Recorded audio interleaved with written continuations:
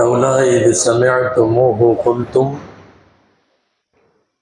ما يكون لنا أن نتكلم بهذا سبحانك هذا بهتان عظيم صدق الله العظيم.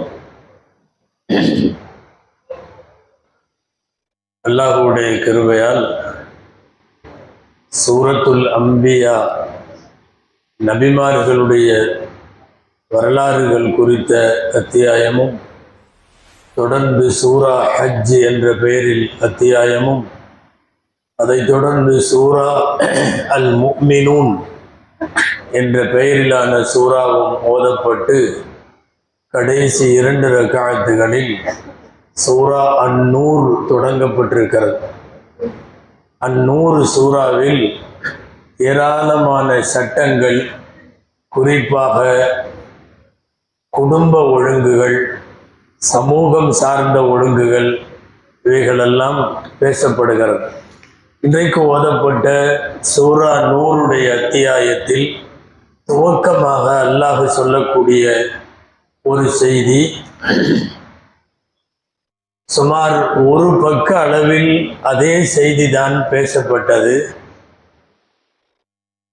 அவதூறு கூறுவதை குறித்து, இட்டுக்கட்டி பேசுவதை குறித்து, அடுத்தவர்களை பற்றி இருப்பதை மட்டுமல்ல இல்லாததையும் பேசுவது குறித்து கண்டிக்கிற வசனங்கள் இன்றைக்கு நிறைய ஓதப்பட்டது சூரா அந்நூர் அத்தியாயத்தில்.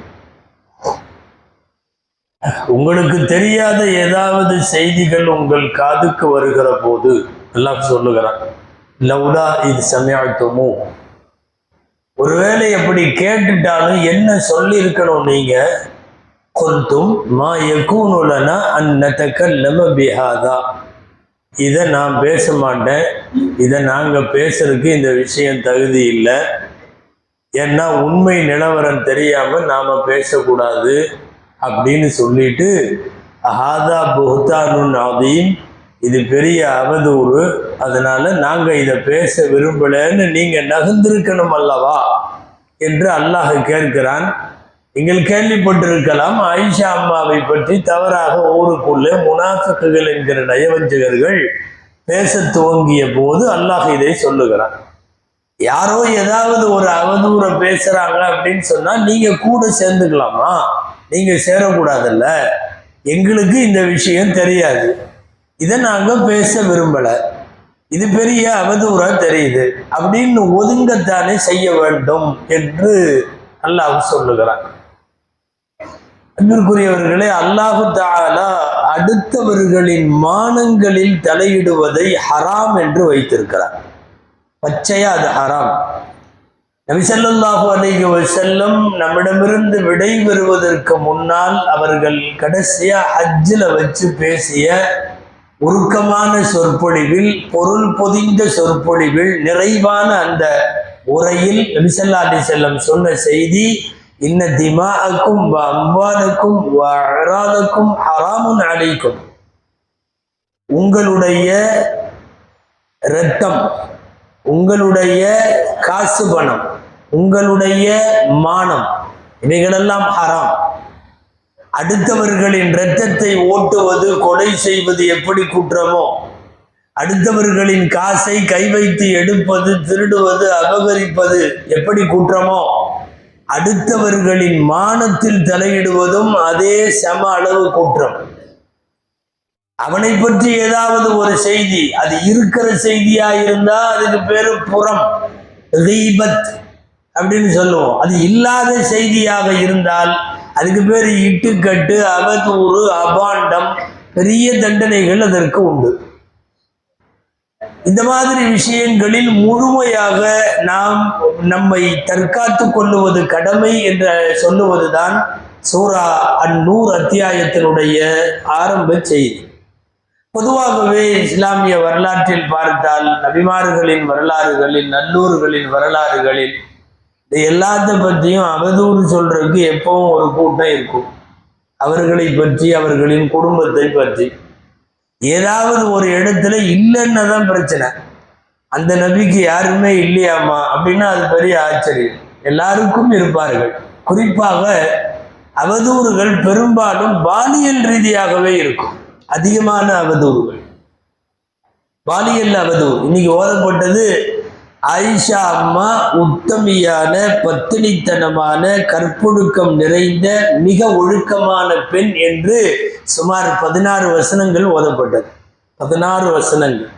ஒரு பெண்ணை பற்றி கியாமத்து நாள் வரை இருக்கிற ஒரு வேத புத்தகத்தில் ஒரு பெண் ஒழுக்கம் நிறைந்தவள் என்று சுமார் 16 வசனங்கள் வருகிறது என்றால் அந்த வசனத்திற்கு பின்னணி என்ன தெரியுமா? வேண்டுமென்று அவதூறை கிளப்பி விட்டவர்களுக்கு பதிலாய் பேசியவன் போய்விட்டான், கேட்டவன் போய்விட்டான், அவதூறுகளை பேசுகிற போது கூட ஒத்து ஓதுனவங்கெல்லாம் போயிட்டான். ஆனால் குற்றமற்றவர் என்று அல்லாஹ் அறிவித்த செய்தி மட்டும் கியாமத்து வரை இருக்கும். இன்னைக்கு நீங்க குர்ஆன் எடுத்தாலும் மிக ஒழுக்கமான பெண் என்று நாம் ஓதித்தான் ஆக வேண்டும்.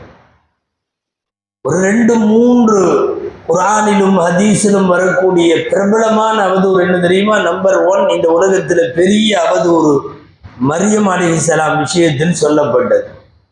அல்லாஹ்வினுடைய அற்புதத்தில் ஆணுடைய தீண்டுதல் இல்லாமல் ஜிப்ரைல் அலைஹிஸ்ஸலாம் அவர்கள் மூலமாக ஊதப்பட்டு, மலக்கால் ஊதப்பட்டு கர்ப்பம் தரித்து உலகத்திற்கு அதிசய குழந்தையாக பிறந்த ஈசா அலைஹிஸ்ஸலாம்.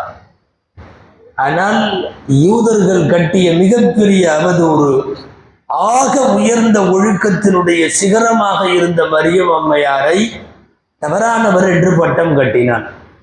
குழந்தை தவறாக பிறந்தது என்று பட்டம் கட்டினான். பைபிளிலேயும் பக்கம் பக்கமாக இருக்கிறது எவ்வளவு பெரிய பத்தினி என்று. திருக்குர்ஆனில் தனி ஒரு சூரா இருக்கிறது, சூரா மரியம். அந்த சூராவுக்கு பெயர் உலகத்தில் ஆக ஒழுக்கமான பெண்மணி. அல்லாஹு தஆலா யூதர்கள் மீது சாபம் இடுகிறான் அல்லவா? ஏன் சாபம் இடுகிறான் என்பதை சொல்ல வருகிற போது அல்லாஹ்வே ஒரு இடத்தில் என்ன சொல்லுகிறான்? வகௌலிஹிம் அலா மர்யம் புஹ்தானன் அதீமா. யூதர்களை ஏன் பிடிக்காது தெரியுமா? அவர்கள் நபிமார்களை கொன்றதால், அவர்கள் தொடர்ந்து வட்டியிலேயே இருந்ததால், அதுக்கு அடுத்தது மரியம் அம்மாவின் மீது தகாத இட்டுக்கட்டை அவர்கள் பேசியதால். பொதுவாக ஒரு பெண்ணின் மீது அவதூறு என்பது ஆகப்பெரிய குற்றம். தலைமுறையை தாண்டி அது பாதிப்பை ஏற்படுத்தும். அது தெரியாமையே சில பேர் எங்கேயாவது உட்கார்ந்து திண்ணையில அவதூறு பேசிட்டு போயிடுறான். அடுத்த ஜெனரேஷனையும் குடும்பத்திலே பாதிக்கும். எந்த பெண் விஷயத்திலையும் அப்படி பேசக்கூடாது. மரியம் அம்மா விஷயத்தில் இது முதல் அவதூறு. 2வது அவதூறு இன்றைக்கு ஓதப்பட்ட வசனங்கள். அன்னை ஆயிஷா ரலியல்லாஹு அன்ஹாவை பற்றி எதேச்சையாக எங்கேயாவது ஒரு பெண்ணும் ஆணும் இருந்துட்டாவே என்னமோ அப்படின்னு பிஸ்மில்லா சொல்லி யாராவது ஒருத்தன் ஆரம்பிச்சு விடுவான். கூட 2 பேர் அப்படியான்னு ஒத்து ஊத வேண்டியது. அது அப்படியே மெதுவா கொஞ்சம் கொஞ்சமா பில்டப் ஆகி ஒரு பெரிய அவதூறாக வந்துவிடும். அவதூறின் ஆரம்ப கண்ணால் கண்ட 4 சாட்சிகள் உள்ள வரைக்கும் பேசக்கூடாது. அந்த அவதூறு வெளியே வரக்கூடாது. ஆனால் இன்றைக்கு அப்படி இருக்கிறதா? எந்த அவதூறாக இருந்தாலும் யாராவது ஒருத்தன் அதை பேசுவதற்கென்றே இருப்பான். உடனடியாக அவனோடு ஒரு 4 பேர் சேர்ந்து கொள்ளுவது. எல்லாம் பாதுகாக்க வேண்டும். போருக்கு போனார்கள். பனுல் முஸ்தலக் என்று ஒரு இடம், நீங்க கேள்விப்பட்டிருக்கலாம். எல்லா ஒட்டகமும் கிளம்பிருச்சு. பெண்கள் எப்போதும் ஒட்டகத்துல அந்த ஒட்டக தொட்டியில உட்கார்ந்துருப்பாங்க. வெளியில தெரிகிற மாதிரி உட்கார மாட்டாங்க. அவங்களுக்குன்னு அந்த ஒட்டகத்தினுடைய ஒரு ஒட்டக தொட்டின்னு சொல்லுவாங்க, ஹவுதஜும்பாங்க அரபியில. அதுல உட்கார்ந்துருப்பாங்க தாய்மார்கள். ஆயிஷா ரலியல்லாஹு அன்ஹா ஆக சின்ன பெண், எடை குறைந்த பெண், பெரியவங்கெல்லாம் இல்லை. உள்ள இருக்கிறதா நினைச்சிட்டு ஒட்டகம் எடுக்கப்பட்டு விட்டது. வண்டி போயிடுச்சு, எல்லாரும் போயிட்டாங்க. விஷயம் என்னன்னா, கழுத்துல இருந்த செயின் காணவில்லை. ஆயிஷா ரலியல்லாஹு அன்ஹா போட்டிருந்தது. அதை தேடி கொண்டு போகிறார்கள். இங்க தேடி அங்க தேடி அப்படியே தேடல்ல கொஞ்சம் தூரம் போயாச்சு. இவர்கள் எல்லாம் அவர் வண்டியில இருக்கிறாருன்னு நினைச்சிட்டு வண்டி புறப்பட்டு போய்விட்டது. அவர்களெல்லாம் மதீனாவிற்கு போய்விட்டார்கள். மதீனாவிலிருந்து கொஞ்சம் வெளியே தூரம். கடைசியா காணாமல் போன கழுத்து சங்கிலியை தேடுவதற்காக போனவர்கள் திரும்பி வர்றப்ப இங்க யாருமே இல்லை. ஒரே ஒருத்தர் மரத்தடியில தூங்கிட்டு இருக்கார். அவருக்கு பேர் சஃப்வான் இப்னு முஅத்தல். அவர் உறங்கி கொண்டிருக்கிறார். எந்திரிச்ச உடனே பார்த்துட்டார். அவர்கள் முழு ஹிஜாபோடு இருக்கிறார்கள். ஆனால் ஹிஜாபிற்கு முந்தைய ஹராம் என்ற ஹிஜாப் சட்டமாக ஆக்கப்படுவதற்கு முன்னாலே ஆயிஷாவை பார்த்தவர்கள். சஃப்வான் இப்னு முஅத்தல் உம்மஹாத்துல் முஃமினீன்களில் ரசூலுல்லாஹ்வுடைய மனைவிமார்களில் ஒருவர், உலகத்திற்கெல்லாம் தாய். அவர்கள் இப்படி ஆகிவிட்டார்கள். உடனடியாக ஒட்டகத்தை எடுத்துக்கொண்டு, நாம் சொல்லுவது ஆயிஷா ரலியல்லாஹு அன்ஹாவுடைய அறிவிப்பு, ஃபஅனாக ராஹிலத்தஹு மா கல்லம்துஹு வலா கல்லமனி வல்லாஹி, அல்லாஹ்வின் மீது சத்தியமாக ஒட்டகத்தை கொண்டு வந்து என்னிடத்தில் நிறுத்தி திரும்பி நின்று கொண்டார். நான் ஒட்டகத்தில் ஏறியதற்கு பிறகு அவர் அமராமல் பிடித்து கொண்டே மதீனா வரை நடந்து கொண்டு வந்தார். அல்லாஹுவின் மீது ஆணை, அவர் என்னோடு ஒரு வார்த்தை பேசவில்லை, நான் அவரோடு ஒரு வார்த்தை பேசவில்லை. மதீனா வந்தாச்சு. இது ஒன்று பத்தாதான், அங்கிருந்து இது வரைக்கும் ஒரு 7-8 கிலோமீட்டர் வந்திருக்கிறாங்க. ஒரு 7-8 கிலோமீட்டர் 2 பேரும் வந்திருக்கிறாங்க. அப்படிங்கிறப்போ ஊர்ல இதுக்குன்னு சில பேர் எப்பவுமே இருப்பான். ஏதாவது ஒரு விஷயத்தை, அதாவது கண்ணில் பார்க்காமல் ஏதாவது எங்காவது ஒருவரும் இன்னொருவரும் அங்கு நின்றிருந்தாலே அதை வேறு மாதிரி எல்லாம் சொல்லுவது. மதீனாவில முனாஃபிக்குகளின் தலைவன் ஒருத்தர் இருந்தான். அவன் தான் கிளப்பி விட்டான். இந்த செய்தி கிளப்பி விட இதில் பல பேர் சேர்ந்து கொண்டது எல்லாமே முனாஃபிக்குகள். பொதுவாகவே இந்த அவதூறு இட்டுக்கட்டு சொல்றவன்ட்ட நீங்க உலகத்துல எங்க தேடி பார்த்தாலும் அவன் கண்டிப்பா முனாஃபிக்குடைய அடையாளம் சிலதெல்லாம் அவன்கிட்ட இருக்கும். யார் அவதூறு சொன்னாலும் எல்லாம் பாதுகாக்கணும். எல்லா முனாஃபிக்குகள். ஒரு சில பேர் முஸ்லிம்களும் கேள்விப்பட்டவர்கள் அப்படியா என்றார்கள். இன்னைக்கு ஓதப்பட்டதுல அதுதான் சொல்றான். நீங்க அப்படி கேட்கலாமா? வாயில கேட்ட உடனே என்ன சொல்லியிருக்கணும்? நீங்க மா யகூனுலனா அன் நதகல்லம பிஹாதா, நாங்கள் இதை பேச மாட்டோம். இது சுப்ஹானக ஹாதா புஹ்தானுன் அதீம், சுப்ஹானல்லாஹ், இது பெரிய இட்டுக்கட்டா தெரியுதுன்னு நல்லா சொல்லியிருக்கணும் நீங்க அப்படின்னு சொல்லி அல்லாஹ் கண்டிக்கிறார். இது 2வது அவதூறு. ஆண்களிலே ஹஜ்ரத் மூசா அலைஹிஸ்ஸலாமினுடைய மறைவிடம் சம்பந்தமாக, அவர்களினுடைய மர்ம இடம் சம்பந்தமாக அவதூறை கிளப்பிவிட்டு அந்த செய்தி ஊரெல்லாம் பரவ அதிலே ஒரு மகிழ்ச்சி பல பேருக்கு ஏற்பட்டது. எல்லாம் அந்தந்த காலத்திலே வாழ்ந்த முனாஃபிக்குகள், ஒண்ணுமே இல்லை. மரியமை இட்டுக்கட்டு சொன்ன போதும், அதே மாதிரி ஆயிஷா அம்மாவை சொன்ன போதும், மூசா அலைஹிஸ்ஸலாமினுடைய காலத்திலே சொன்ன போதும் எல்லாம் முனாஃபிக்குகள். இட்டுக்கட்டு என்பது சொல்லால் செயலால் அடுத்தவர்களுடைய மானத்திலே தலையிடுவது. இந்த மானத்தில் தலையிடுவது பச்சையா ஹராம். இந்த அவதூறு இட்டுக்கட்டில் மட்டும் ஒரு ஸ்பெஷல் இருக்கு. அல்லாட்ட ஒரு தண்டனை என்னன்னா, அவதூறு சொன்னவனுக்கு அவன் குடும்பத்திலோ அவன் வம்சத்திலோ அல்லாஹ் அதை கொண்டு வந்து நிறுத்தி விடுவான். எல்லாம் பாதுகாக்கணும். யாரை பத்தியாவது பேசணும்னா ஆதாரம் இல்லாமல் நேரடியாக காணாமல் வெறுமனே 2 பேர் ஒரு இடத்துல நின்றிருப்பதை வைத்துவிட்டு தவறாக சித்தரித்து, அதுவும் இந்த காலத்துல இந்த சோசியல் மீடியா இருக்கா, ஏதாவது 2 வரிய பிஸ்மில்லான்னு எழுதி போட்டு அவன் போயிடுவான். அதை ஒட்டி சில பேர் வருவானுங்க வரிசையா, அந்த 2 வரிக்கு விரிவுரை எழுதுவான். அவன் அல்லாஹு அக்பர், எக்கச்சக்கமாக, அதாவது கழிவறை சுவர்கள் மாதிரி ஆயிடுச்சு இன்னைக்கு உள்ள வாட்ஸ்அப் குரூப்புகளும் ஃபேஸ்புக்குகளும். இஷ்டத்துக்கு எதையாவது எழுத வேண்டியது. அப்படி யாராவது ஒரு அவதூறை சாட்சிகள் இல்லாமல் அப்படி பேசுகிற போது அந்த இட்டு கட்டுறதுக்கு கூடி என்ன தெரியுமா? ரப்பு அவனுக்கோ அவன் குடும்பத்துக்கோ அவனுடைய அடுத்த தலைமுறைக்கோ நிச்சயமாக ஆனால் காட்டுவான். அப்படி ஒரு மானக்கேட்டை அவமானத்தை சந்திக்கிற சூழ்நிலைகளை ஏற்படுத்தி விடுவான். நம்ம வெறுமனே பாலியல் சார்ந்து மட்டும் இல்லை, எந்த அவதூறாக இருந்தாலும் சரி. ஒருத்தர் சொல்லாததை சொன்னதாக பரப்புவது, ஒருத்தர் செய்யாததை செய்ததாக பரப்புவது, இதெல்லாமே அவதூறுகள்ல சேரும். சொல்லாத செய்திகளை யாரையாவது ஒருத்தர் பெரிய மார்க்க மேதை அல்லமா இப்னு சீரின்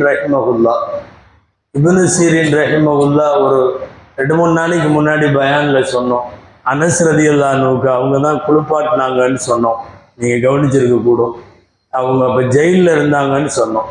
ஜெயிலில் இருந்து வந்து அனஸ் ரலியல்லாஹு அன்ஹு குளிப்பாட்டிட்டு அவங்க ஜெயிலுக்கு போயிட்டாங்க அப்படின்னு நம்ம சொன்னோம் இல்லையா. 40 வருஷத்துக்கு முன்னாடி அவங்க சொல்றாங்க, ஒருத்தனை பார்த்து முஃப்லிஸ்ன்னு கூப்பிட்டேன் நான். முஃப்லிஸ்னா ரொம்ப காசு இல்லாதவன், பரம ஏழை, ஒண்ணுக்காகாதவன். சில பேர் ஒரு காசும் இல்லாதவங்கள கிண்டல் பண்ணுவாங்கல்ல, அவன் கிடக்குறான் பஞ்சப்பராரி அப்படிங்கிற மாதிரி ஒரு வார்த்தை, அல்லது ஏதோ ஒரு வார்த்தை. காசு இல்லாதவங்கிறத திட்டுற மாதிரி பேசியிருக்கிறாங்க அல்லாமா இப்னு சீரின். அவங்களே சொல்றாங்க 40 வருஷத்துக்கு பின்னாடி அதே காசு இல்லாமல் கடன் திருப்ப கொடுக்க முடியாததற்காக ஜெயிலுக்கு போனார்கள் அல்லாமா இப்னு சீரின். ஆச்சரியம் என்ன தெரியுமா? ஜெயிலில் தான் வஃபாத்தானார்கள். உலகத்தில் அவர்கள் வாழுகிற காலத்தில் அவர்களும் ஹசன் பஸ்ரி அவர்களும் இந்த 2 பேர்த்தை விட பெரிய ஆளுங்கள் உலகத்திலேயே இல்லை. மிகப்பெரிய ஆன்மீகவாதிகள். 40 ஆண்டுகள் அவர் சொல்றது, அவங்களே எழுதுறது. முகமது இப்னு சீரின் ரஹ்மஹுல்லாஹ், நான் எனது இள வயதில் ஒருவரை இப்படி பேசினேன், அந்த பேச்சுக்கு அல்லாஹ் என்ன அப்படியே என் வாழ்க்கையில கொண்டு வந்து விட்டு விட்டான். நான் எதற்காக பேசினேனோ, என்ன விஷயத்தை முன்வைத்து ஒருவரை திட்டினேனோ, அதே விஷயத்திற்காக இதோ நான் இப்போது சிறையில் இருக்கிறேன் என்று முகமது இப்னு சீரின் ரஹ்மஹுல்லாஹ் அவர்கள் சொல்லுவதை பார்க்கிறோம். மேராஜினுடைய ஹதீஸுகள்ல வரும் நரகத்தினுடைய பல்வேறு காட்சிகளை பெருமானாருக்கு காட்டப்படுகிற போது நரகத்தில் சில பேருடைய நகங்கள் செம்பு நகங்களாக இருந்தது. செம்பு நகம் இல்லாம உலோகத்தாலான அந்த நகம் இருந்தது. தங்கள் முகத்தை தாங்களே கிழித்து கொள்ளுகிறார்கள், தங்கள் நெஞ்சிலையும் கிழித்து கொள்ளுகிறார்கள். லகும் அதுஃபாரும் மின் நுஹாஸின், செம்பாலான நகங்களை கொண்டு உடலை கீறி கொள்ளுகிற, ரத்தம் வருகிற அளவு கீறி கொள்ளுகிற இவர்கள் யார் என்று நான் ஜிப்ரீலிடத்தில் கேட்டேன். இவர்கள் அடுத்தவனுடைய மானத்திலே தலையிட்டவர்கள். இவர்களுக்கு அல்லாஹ் இப்படி தண்டனை வைத்திருக்கிறான். யகஊன ஃபீ அஅராதிஹிம், அடுத்தவர்களின் மான பிரச்சனைகளில் தலையிடுவர். நீங்க மான பிரச்சனை அப்படின்னு சொன்னா வெறுமனே பாலியல் சார்ந்து மட்டும் யோசிக்க வேண்டாம்.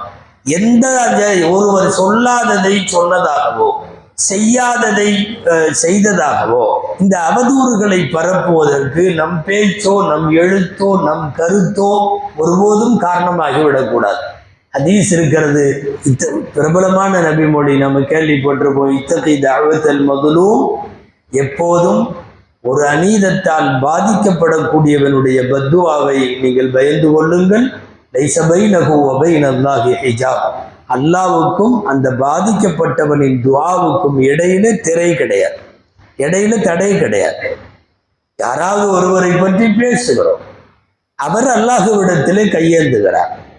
உண்மையாகவே அவதூறாக பரப்பினால், இட்டுக்கட்டாக இருந்தால் அவருக்கும் அல்லாஹுவுக்கும் இடையில அந்த துஆவுக்கு தடையே கிடையாது என்றால் பிறரை பற்றி பேசுகிற விஷயங்கள்ல யோசிக்க வேண்டும். ஏதாவது ஒரு காட்சி நமக்கு கண்ணிலைப்படுகிறது, ஒரு நபரை பற்றி வைத்துக் கொள்வோம், ஒரு நபரை பற்றி, ஒருவேளை அது உண்மையாக இருந்தாலும் பேச வேண்டாம், பரப்ப வேண்டாம் என்கிறது மார்க்கம். இப்ப உண்மையே இல்லாதத இப்படி இருக்குமோ அப்படின்னு ஒரு கேள்வி போட்டு விடுவார். அந்த கேள்வியில தான் எல்லாரும் வருவாங்க உள்ள. நிறைய பேர் அப்படியா அப்படியா அப்படியா என்று நிறைய பேர் அதிலே சேர்ந்து கொண்டு தவறை கட்டமைப்பது இது மிகப்பெரிய பாவம். குறிப்பாக இதை துவக்கி வைப்பவன் பெரிய தண்டனைக்குரியவன். அல்லாஹ் பாதுகாக்க வேண்டும். வாயினால் செய்யக்கூடிய ஏராளமான தவறுகளில் ஒரு பெரிய தவறு, அல்லாஹ் இன்றைக்கு ஓதப்பட்ட சூரா நூறில் ஒரு பக்க அளவில் இந்த அவதூறுகளை குறித்து பேசுகிறான்.